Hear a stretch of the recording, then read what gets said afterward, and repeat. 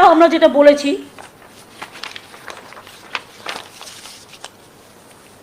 Santali ল্যাঙ্গুয়েজকে promote করবার জন্য, সাঁওতালি ল্যাঙ্গুয়েজের ইমপ্রুভমেন্টের জন্য, উন্নতির জন্য, এটা আমাদের সাঁওতালি যত কমিউনিটি আছে সবাই বলেছেন যে আমরা তো অলচিকি পড়ি, যেহেতু ওয়েস্ট বেঙ্গল বোর্ড আছে of secondary education, higher secondary education, Urdu academy আছে, সাঁওতালি একাডেমিও আছে, কিন্তু আমাদের জন্য যদি একটা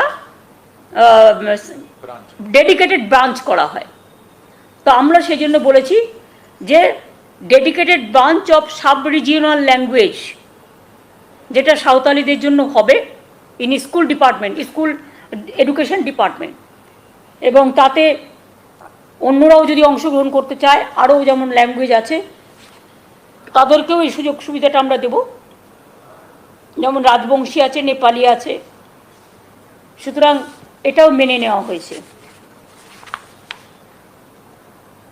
844টা sanction post of Santali teachers will be filled up shortly.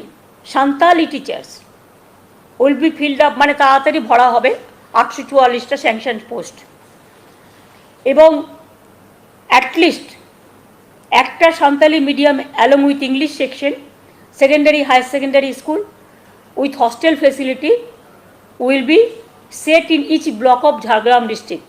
এটা সাকসেসফুল হলে অন্য ডিস্ট্রিক্টেও আমরা করব।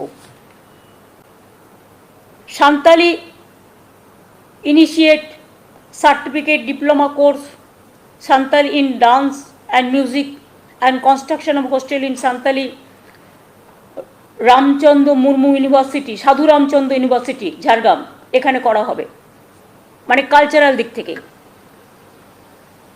এবং বিএড কলেজেও অনেক দিন ধরে তাদের একটা আবেদন ছিল, সেই জন্য বিএড কলেজেও সাঁওতালি ল্যাঙ্গুয়েজটাকে ঝাড়গ্রামে অ্যালাউ করা হচ্ছে। এছাড়াও introduction of subject like physics, chemistry and mathematics at UG level and hostel at Lalgarh college Jhargram, এটাও করা হচ্ছে। এবং ডেভেলপমেন্ট অফ রাজবংশী স্কুল 198টা চলছে, কিন্তু তাতে অনেকে এলিজিবল আছে, অনেকে এলিজিবল নয়।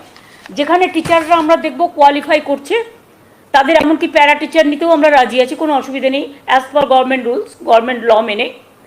সেটা একটা সার্ভে চলছে, এবং সার্ভেটা কমপ্লিট হয়ে গেলে আমরা দেখতে পাবো যে কত স্কুলের ক্রাইটেরিয়া আসছে। আমাদের 200 ধরা আছে,